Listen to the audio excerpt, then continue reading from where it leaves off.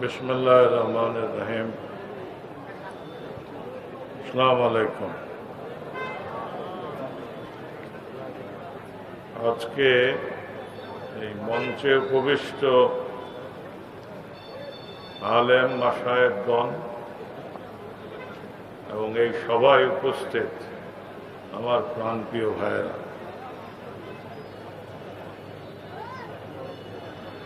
এতক্ষণ পর্যন্ত যে বক্তব্য শুনলেন সেই বক্তব্যের সাথে আমার বক্তব্যের ধরন, কথন, বলন পার্থক্য আছে। আমি আক্ষরিক অর্থেই ওনাদের মতো কোরআন হাদিসের এত আয়াত ব্যাখ্যা করার ক্ষমতা রাখি না। তবে একটা জিনিস সত্য, এখানে অগণিত সাধারণ মানুষ যারা উম্মি, আমাদের জ্ঞান কম এই বিষয়ে, আমি তাদের একজন, এবং সে কারণে আমি কতগুলো সাধারণ কথা এই মজলিসে তুলে ধরতে চাই। সেটা হলো যে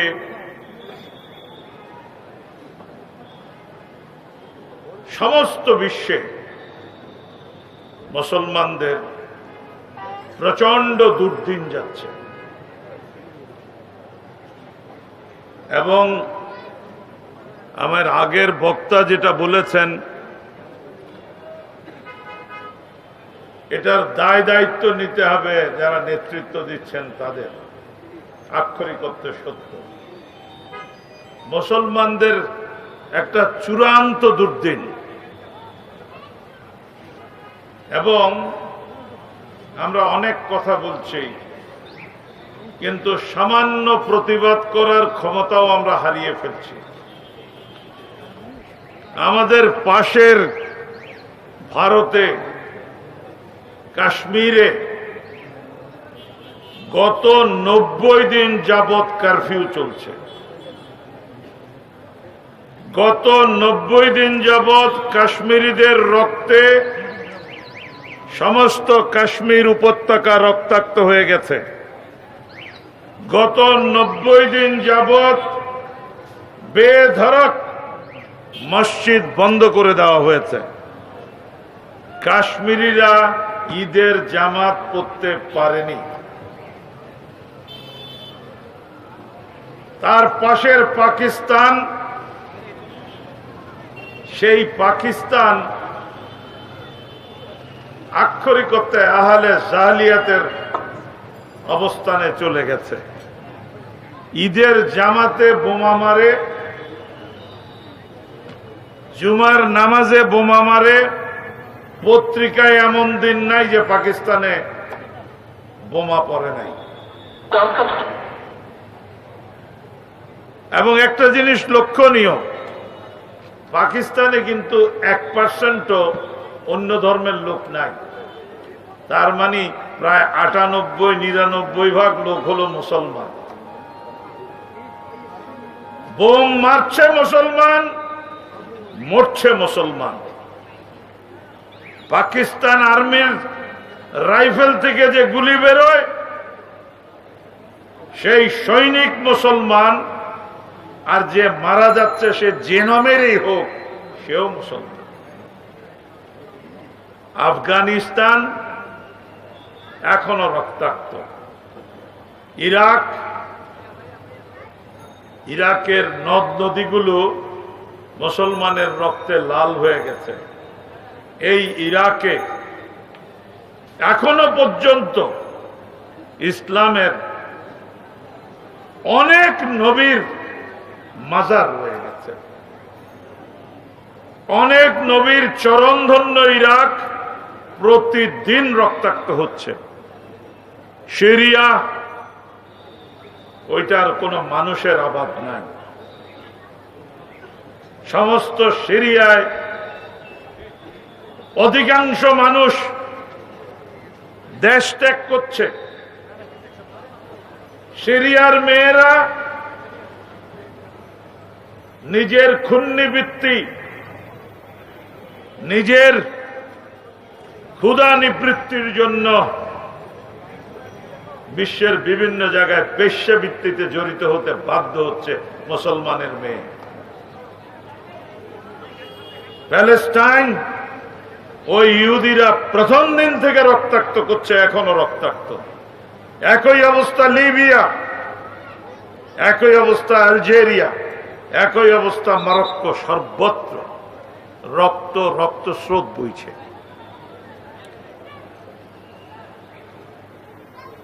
আমার মতো সাধারণ মানুষের মনে তখন প্রশ্ন ওঠে যে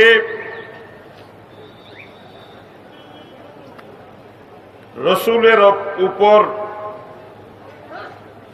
সূরা জিলজাল যখন নাজিল হয়েছিল, তখন হযরত আবু বকর সিদ্দিক রাদিয়াল্লাহু আনহু সাংঘাতিকভাবে কাঁদছিলেন, সাংঘাতিকভাবে কাঁদছিলেন। তাকে রসুল জিজ্ঞেস করেছে, প্রিয় আবু বকর তুমি কাঁদছো কেন? বলে, আমি তো এইটাতে দেখছি এখানে তো আমাদের সর্বনাশের, আমাদের নিশ্চিহ্ন করার ইঙ্গিত আছে। এটা অত্যন্ত সত্য, এটা পরিষ্কারভাবে বলা। আমার অভিসম্পাত করাইয়া বিশ্ব হইতে বহু জাতি নিশ্চিহ্ন হইয়া গিয়াছে এবং যাইবে। আল্লাহ বলছেন, আমার অভিসম্পাত করাইয়া, আমার অপছন্দের কাজ করে, আমাকে অস্বীকার করে, আমাকে বিকৃত করে বিশ্ব হইতে বহু জাতি নিশ্চিহ্ন হইয়া গিয়াছে এবং যাইবে। আজকে আমার এই বিরাট মজলিসের কাছে একটাই প্রশ্ন, আমরা কি খোদার কাছে এত বেশি গুনাহ করে ফেলেছি?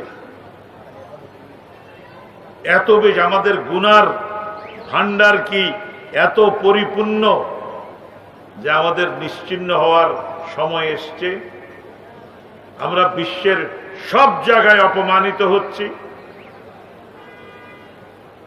আমাদের জঙ্গি সাহেবরা জঙ্গিপনা করেন ইরাকে, সিরিয়ায়, আর ছুরি খেয়ে মসজিদের ইমাম সাহেব নিউ ইয়র্কে কারো কোনো ক্ষতি করেননি, তাকে ছুরি মেরে রাস্তায় শুইয়ে দেওয়া হয়েছে।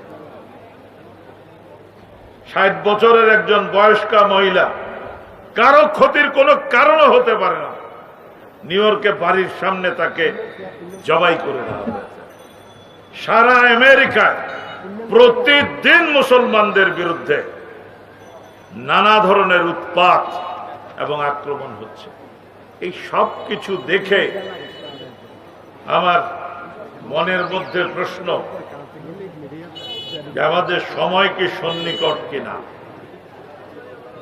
আমরা কি খোদার আমাদের নাফরমানি, খোদার কাছ থেকে কি এত অভিসম্পাদ নিয়ে আসছি যে আমরা কি নিশ্চিহ্ন হয়ে যাব? এবং সেই কারণে আজকের এই মাহফিলে, এখানকার মজলিসে এসে আমি একটা কথা শিখেছিলাম। হুজুরের মুখ থেকে আমি সেটা আবৃত্তি করতে দেখেছি, হুজুরকে বলতে দেখেছি। সেটা হলো, উনি প্রায় সময় আমার সাথে বেশ কয়েকবার দেখা হয়েছে, উনি বলতেন, রাব্বিক ফিরলি ওয়া তুব আলা ইন্নাকা আনতাত তাওয়াবুর রহিম। হে আমার রব, তুমি আমাকে ক্ষমা করো, আমার তওবা কবুল করো। উনি এই তওবা কবুল করতে বারবার বলতেন। এবং এটারই পাশে আমি আপনাদেরকে একটি ছোট কাহিনী বলতে পারি। মুসলমানদের অন্যতম ইমাম হাম্বল বয়স হয়ে গেছে, এক মসজিদে নামাজ পড়তে গেছেন। তো মসজিদের নামাজের এক কোনায় নামাজ পড়তে গেছেন, কেউ তাকে চিনেও না ওখানে, উনিও পরিচয় দেননি। তো মসজিদের কেয়ারটেকার এসে বলতেছে, বুড়া মিয়া এইখানে ঘুমাইবার জায়গা না, বেরিয়ে যান। উনি বেরিয়ে গেছেন। মসজিদের সামনে আরেক বাড়ির ছিল, এটাকে কি বলে, বারান্দা ছিল।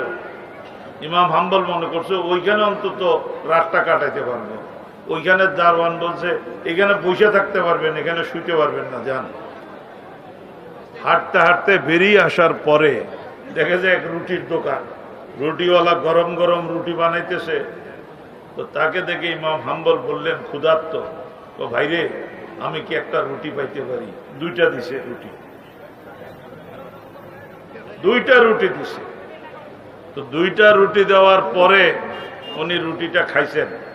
খায়া বলতে, ভাই আমি তো বুড়া মানুষ, আমি অনেক ক্লান্ত, তোমার চারপাইয়ার যেটা আছে চৌকি, এটাতে গিয়ে একটু ঘুমাইতে পারি? পারেন। তো ঘুমাইতে যাওয়ার আগে উনি ওই লোকরে বলতেছেন, আমি ঘুমাইবার আগে তোমার একটা জিনিস দেখতে চাই, সেটা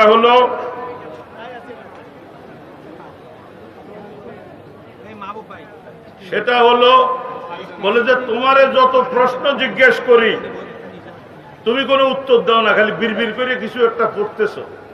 আমি ঘুমাবার আগে জানতে চাই তুমি বিড়বিড় করে কি পড়তেছিলাম। তো লোকটা বলে যে আমি তো দোয়া দরুদ জানি না। বলে তো কি পড়তেছিলাম? আমি খালি একটা জানি। বলে কি? বলে আমি আস্তাগফিরুল্লাহ আস্তাগফিরুল্লাহ আস্তাগফিরুল্লাহ পড়তেছিলাম। বলে আস্তাগফিরুল্লাহ পড়ে তুমি কি পাইছো? বলে আস্তাগফিরুল্লাহ পড়ে এটা পাইছি যে এই মুহূর্তে মুসলিম জাহানের অন্যতম নেতা ইমাম হাম্বল আমার চৌকিতে শুইতে আসছে, এটা পাইছি। আমাদের মাপ চাওয়ার এই যে ব্যাপারটি, এই ব্যাপারটি আমি এই মজলিসে আমি বারংবার উল্লেখ করতে দেখেছি এবং এই মজলিসে বারবার আল্লাহর কাছে নিজেকে সঁপে দেওয়ার জন্য তৈয়ব শাহ হুজুর, আল্লামা তাহের শাহ হুজুর, তারা বারবারই খুব বিরাট বিরাট বক্তৃতা তো কখনো করেননি, এই সাদা মাটা কথাটা বলতে চেয়েছেন। আজকে প্রশ্ন উঠতে পারে যে বিপদ সমস্ত মুসলিম বিশ্বে, সেই বিপদ কিন্তু বাংলাদেশে উপস্থিত হয়ে গেছে। বাংলাদেশে উপস্থিত হয়ে গেছে, আমরা লক্ষ্য করেছি। পবিত্র ইসলামের নামে এই কিছুদিন আগে গুলশানে আল্লাহু আকবর নাম দিয়ে মানুষ জবাই করতে শুরু করেছে এবং তার উপরে দেখলাম একজন বিদেশি নারী যার পেটে 6 মাসের বাচ্চা ছিল, সে খুনিদেরকে বলেছে আমার জন্য নয়, আমার বাচ্চার জন্য তারা খাও। তাকে 32 বার ছুরিকাঘাত করা হয়েছে। ওইখানে পুরুষদেরকে 1 কোপে 2 কোপে জবাই করা হয়েছে, নারীদেরকে 32, 37, 35 কোপ দেওয়া হয়েছে। এবং ওনারা দাবি করছেন ওনারা ইসলাম চর্চা করছেন। ওই এক হিন্দু পুরোহিত তার এক ভাঙা সাইকেলে করে বাসার থেকে গ্রামের মধ্যে দিয়ে এক মন্দিরে যেত, কারো কোনো ক্ষতি করেনি। ওই পুরোহিতরে ক্ষেতের পাশে পাইয়া ওইখানেই জবাই করে দিছে। পাদ্রি মারতেছে। আমাদের নাইক্যাঞ্চরিতে এক বৌদ্ধ ভিক্ষুকে মারলো, ওইখানে বোধহয় 20 মাইলের মধ্যে কোনো মানুষ নাই, আর ওই বৌদ্ধ ভিক্ষুরা গায়ের উপরে পিঁপড়ে উঠলে পিঁপড়ারও মারে না, ওই বেটারে জবাই করে দিছে। এই সমস্ত কাজ ওনারা করছেন ইসলামের নামে। এইখানে এই সুন্নিয়া মাদ্রাসা একটা বিশাল ভূমিকা আছে, বিশাল। সেটা এই কারণে এই কাজটি যারা করছেন আপনি কি মনে করছেন তারা ব্যাখ্যা করছেন না? তারাও ব্যাখ্যা করছেন। তারাও কিন্তু বই পত্র কোরআন কিতাবের কথাবার্তা বলার চেষ্টা করছেন। আজকে একবার চিন্তা করেন তাদের কথাবার্তাটা কি হচ্ছে।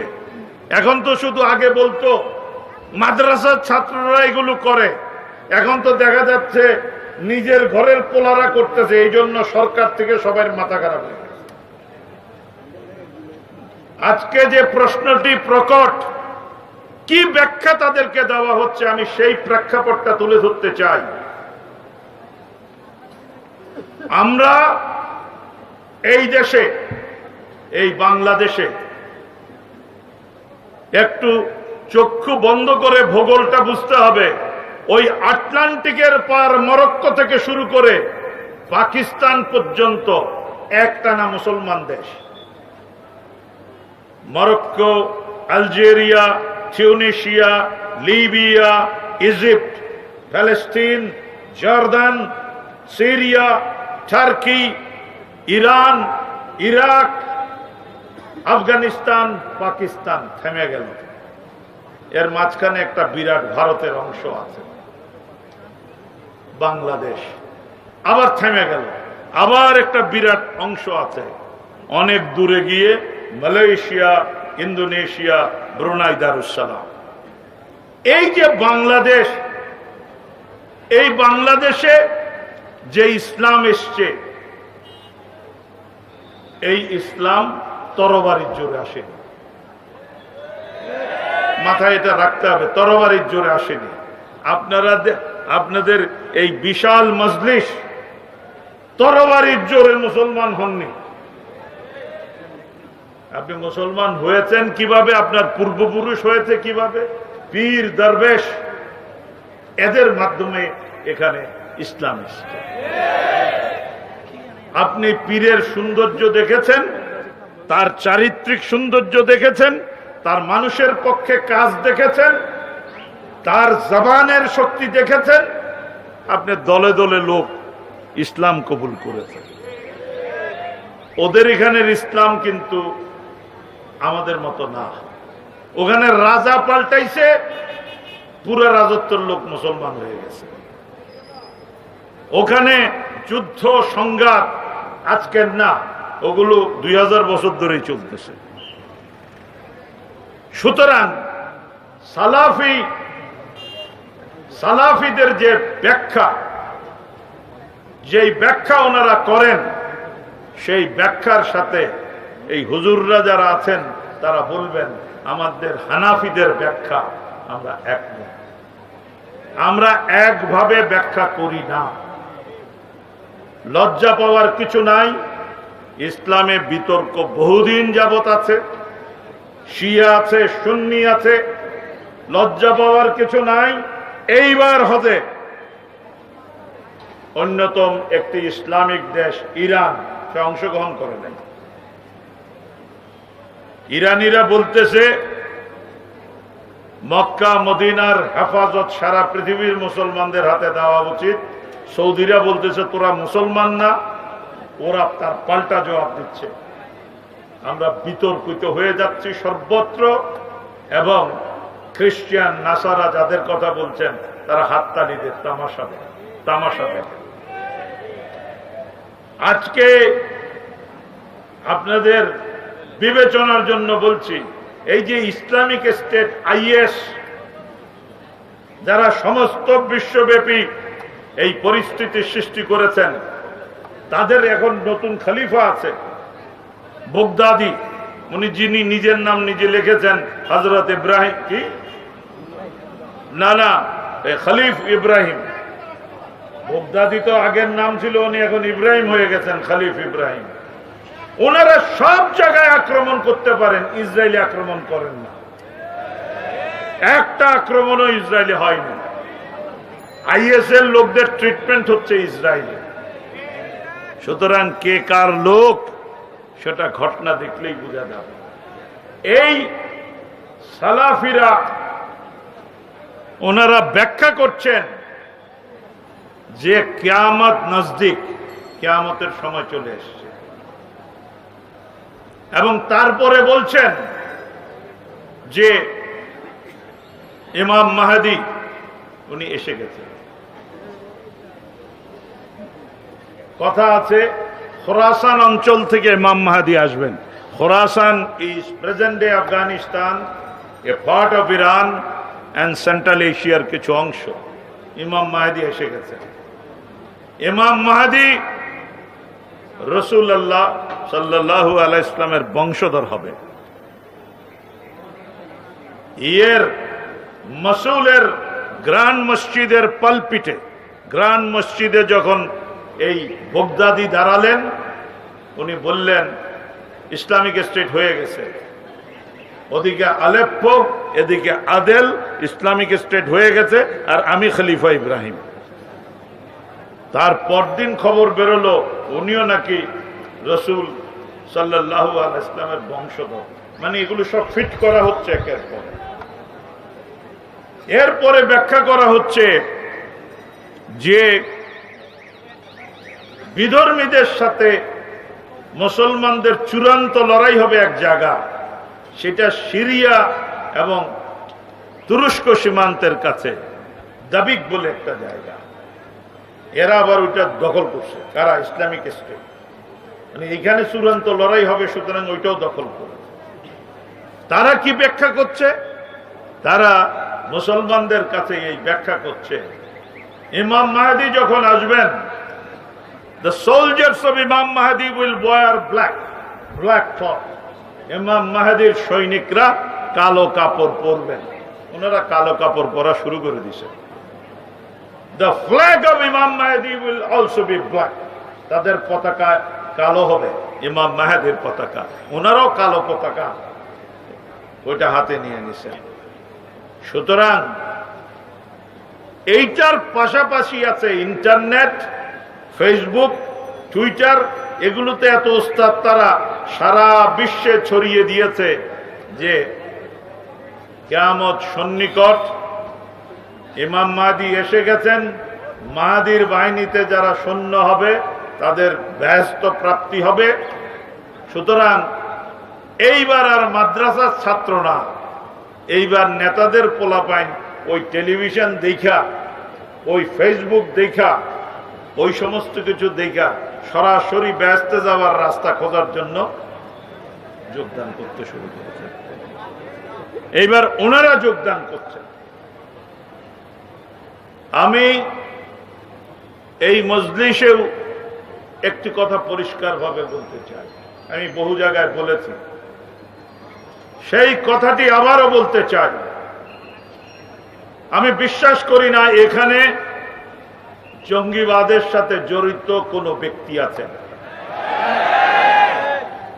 কিন্তু মনে করি কারো যদি পরিচয় থাকে তাদের কাছে, বা আমার কথাটি যদি তাদের কাছে পৌঁছে আগামীকালের পত্রিকার মাধ্যমে, তাহলে আমি বলছি সময় দাও, তারিখ দাও, এই স্থানে আসা দরকার হলে আই উইল গিভ প্রোটেকশন। সরকারি তরফ থেকে আমি প্রোটেকশন দেব। এইখানে আসো, তোমার কোরআন কিতাব নিয়ে আসো। সুন্নিয়াতের বড় বড় হস্তিরা আছেন, সৈনিকরা আছেন, ওনারাও বসবেন, আপনারাও মজলিসে থাকবেন। আমি জিজ্ঞেস করতে চাই, তারা যদি কোরআনে হাদিসের কোন একটি জায়গা থেকে দেখাতে পারে এইভাবে মানুষ হত্যা, এইভাবে নির্যাতন, এইভাবে নিপীড়ন ইসলাম জায়েজ করেছে, আমি বুড়ো বসে সবকিছু তোবাতিল্লা করে তাদের সাথে চলে যাব। আমি জঙ্গি হয়ে যেতে রাজি আছি। আর হুজুরদের সাথে কথাবার্তায় আমরাও অংশ নেব। প্রমাণ যদি করতে না পারো, কোরআনে কিতাবে কোনো ব্যাখ্যা নাই, তোমার ব্যাখ্যা মানবো না, কোরআনে কিতাবের ব্যাখ্যা করতে হবে। কোরআনে কিতাবে যদি না থাকে, তাহলে পরিষ্কার ভাবে বলছি, বাংলায় একটা কথা আছে, পিপিলিকার পাখা উঠে মরিবার তরে। আমরা অনেক সহ্য করেছি, মানুষের সাথে আমরা কঠোর হতে বাধ্য হয়েছি। এখন এই ধরনের জঙ্গিদেরকে যেই বাড়ি আশ্রয় দেবে, যেই বাড়িওয়ালা ভাড়া দেবে, আমরা তাকে নিয়েও থানায় হাজির করছি। এটা আমাদের কষ্ট হচ্ছে, কিন্তু আমরা তাই করছি। আমরা জঙ্গিদের বাপ মাকেও থানায় নিতে বাধ্য হচ্ছি খবরাখবরের জন্য। সুতরাং এই মজলিসের মাধ্যমে তাদের কাছে একটি কথা, ইসলামের নাম দিয়ে এগুলো করছেন, এই ময়দানে হাজির হন। কবে হবেন আমাদেরকে বুঝান দেখি, আপনারা ব্যাখ্যা করেন। ইসলামের কোরআন কিতাব অনুযায়ী আপনাদের কাজটা সহি হচ্ছে, আহ্বান করেন মানুষকে আপনাদের রাস্তা নিতে, আর তা না হলে কিন্তু আপনাদের খবর আছে। আমরা বাংলাদেশের স্বার্থে 7 গোরের নিচের থেকে আপনাদেরকে বের করে ফেলব। আমরা বাংলাদেশকে পাকিস্তান হতে দিতে পারবো না। আমরা বাংলাদেশে প্রত্যেক দিন বোমা মারা, মসজিদ উড়িয়ে দেওয়া, মুসল্লিদের ক্ষতিগ্রস্ত করতে দিতে পারবো না। আমরা বাঙালিদেরকে ইরাকি বা সিরিয়ান হতে দেব না। লক্ষ লক্ষ মানুষ ভূমধ্য মহাসাগর হতে পালিয়ে, ভূমধ্য মহাসাগর দিয়ে পালিয়ে যাওয়ার চেষ্টায় অবধ বাচ্চারা সাগরে ডুবে মারা যাচ্ছে। সারা বিশ্ব সেই ছবি দেখছে, পুতুলের মতো ভেসে উঠছে সাগরে। আমরা বাংলাদেশকে সেই অবস্থায় যেতে দেব না। আমরা এই কারণে দেব না, অনেক কষ্টে বাংলাদেশ একটা উন্নয়নের রাস্তায় গেছে।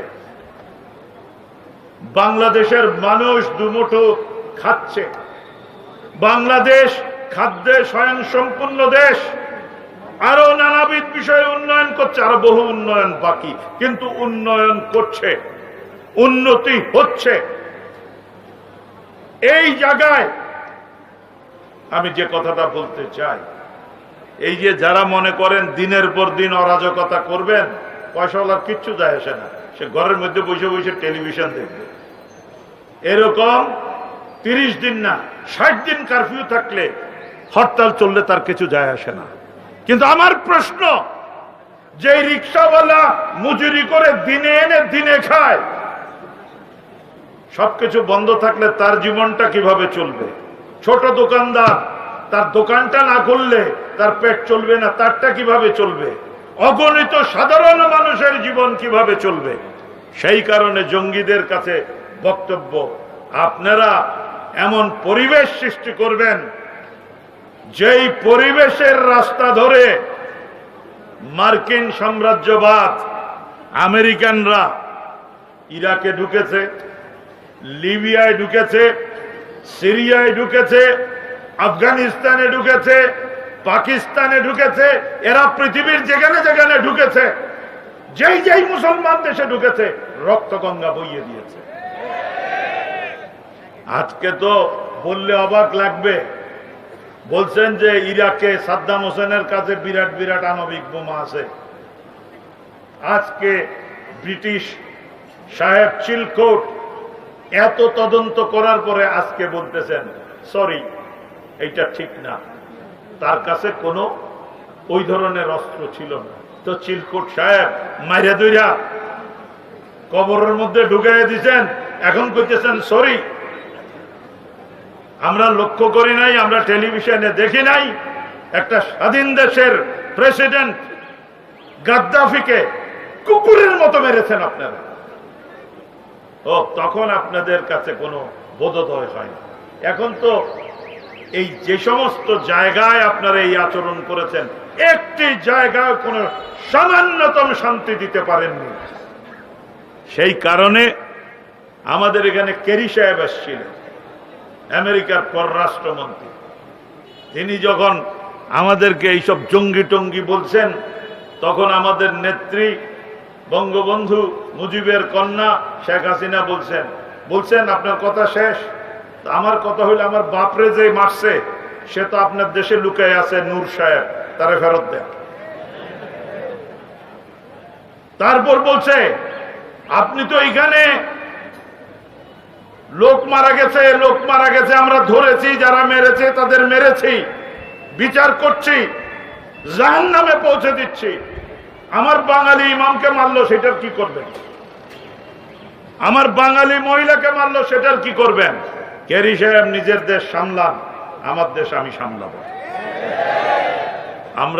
আমরা ঢুকতে দেব না, আমরা নাক গলাতে দেব না। এই কারণে এই আল্লাহর বিশাল জমিনে আমাদের তো আরেকটা দেশ নাই রে ভাই। এই ছোট হোক, বড় হোক, কাদা হোক, বন্যা হোক, তুফান হোক, সুনামি হোক, এটাই আমার দেশ।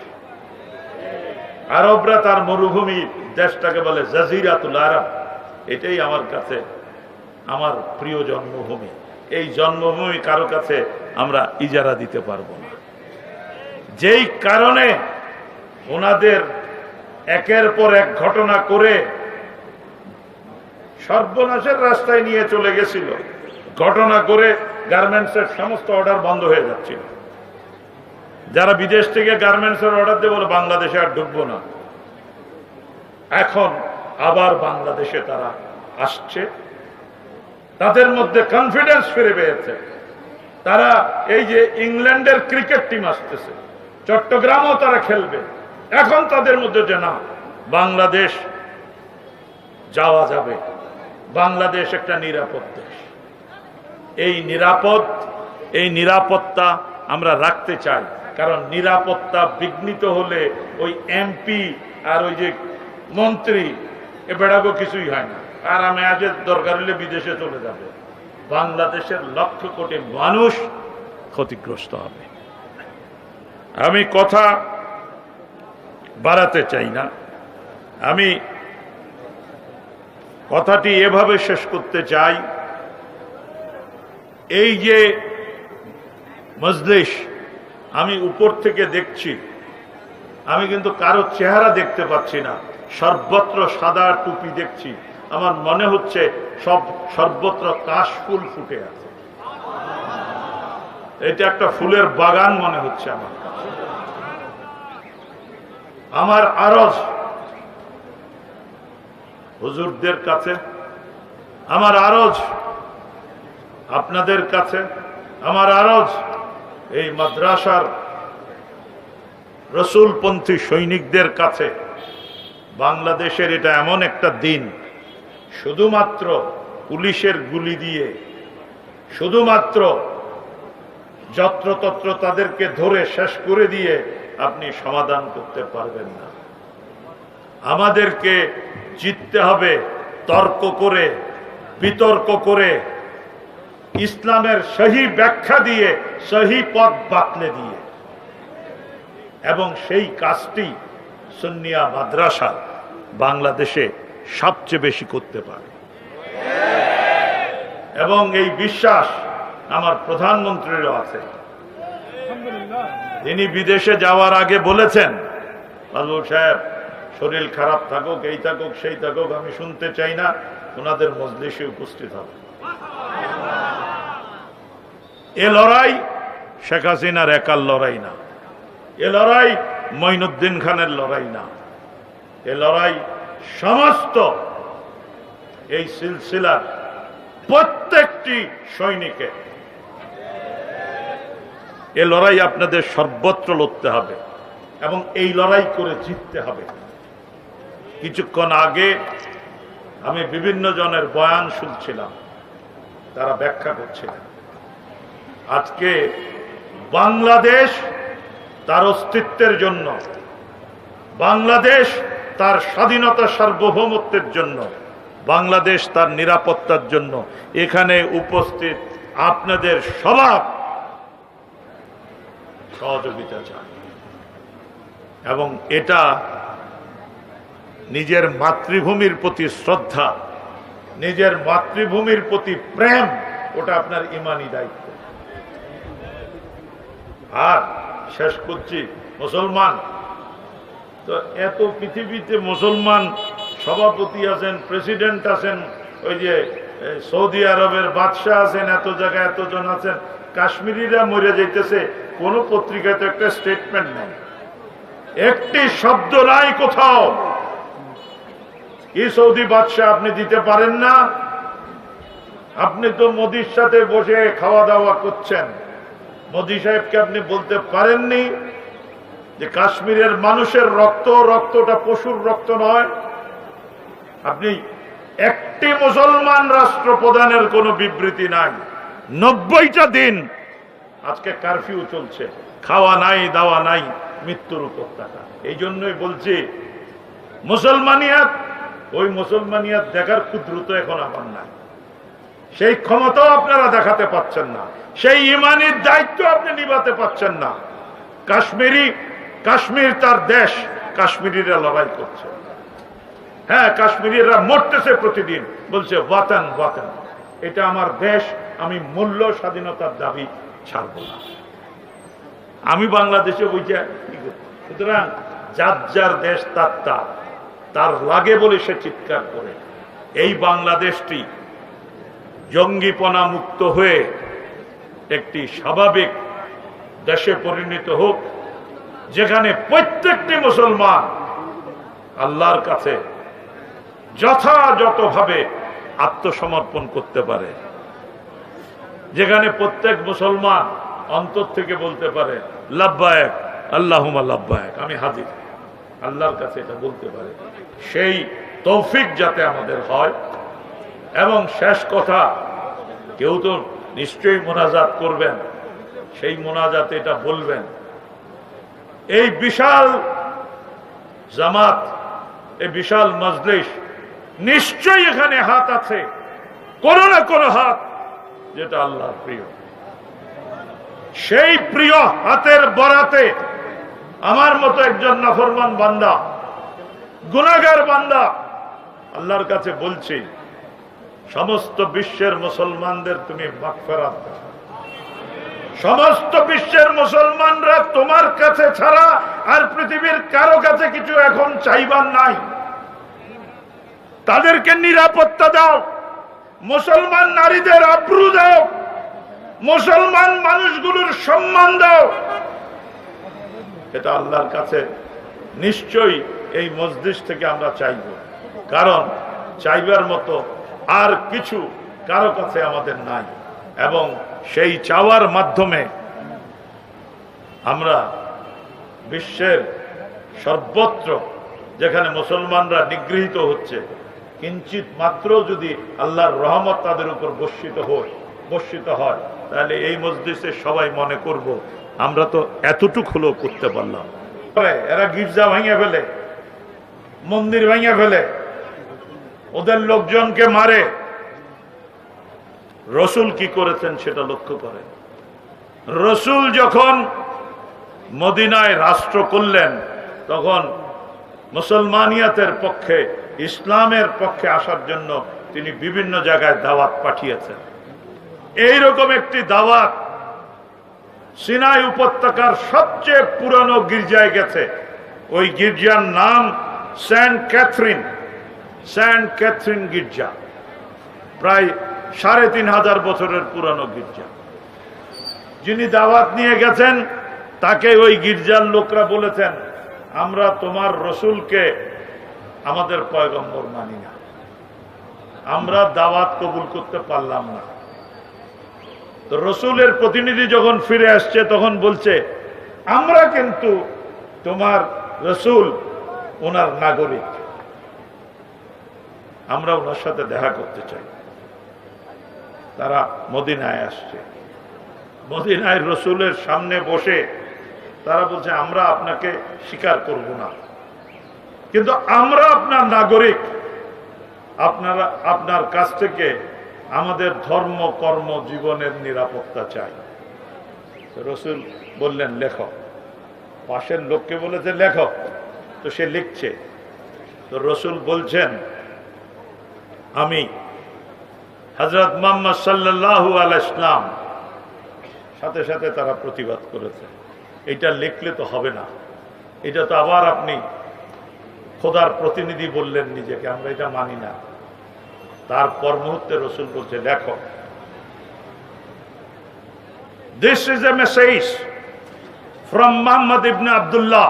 লেখো, আমি আব্দুল্লাহর পুত্র মুহাম্মদ বলিতেছি, এক মুহূর্তে তিনি তার দাবি থেকে সরে এসে বলছেন, লেখো, this is a message from Muhammad ibn Abdullah as a covenant to those who adopt Christianity near and far, that we are with them.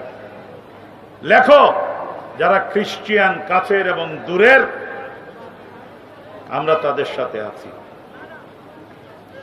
Verily I, the servants, the helpers, and my followers will defend them. আমি, আমার ফলোয়াররা তাদেরকে defend করবে। By Allah, I hold out against anything that displeases them. আল্লাহর নামে বলিতেছি, আমি এমন কিছু করব না যেটা তাদেরকে অসন্তুষ্ট করে। তারপর উনি বলছেন, no compulsion is to be on them. তাদের উপর কোনো জোর জবরদস্তি খাটাবা না।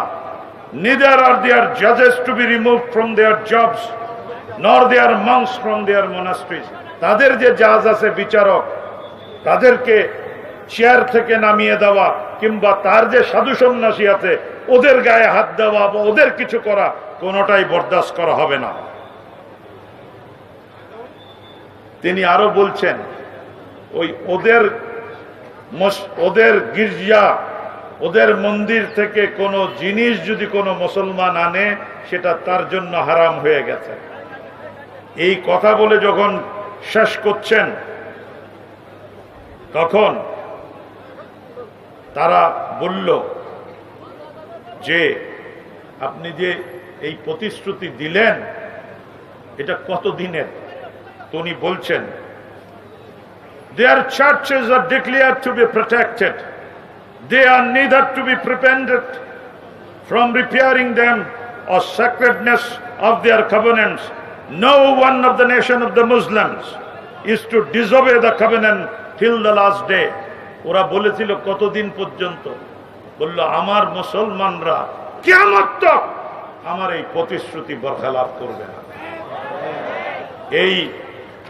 এইটা আপনারা দূর থেকে দেখছেন না, এইটা হলো রসুলের সেই চিঠি। এখানে রসুলের সিল আছে এবং এই চিঠিটি তোপকাপি মিউজিয়াম ইস্তাম্বুলে রক্ষিত আছে। আমি চিঠির একটি কপি নিয়ে এসেছি।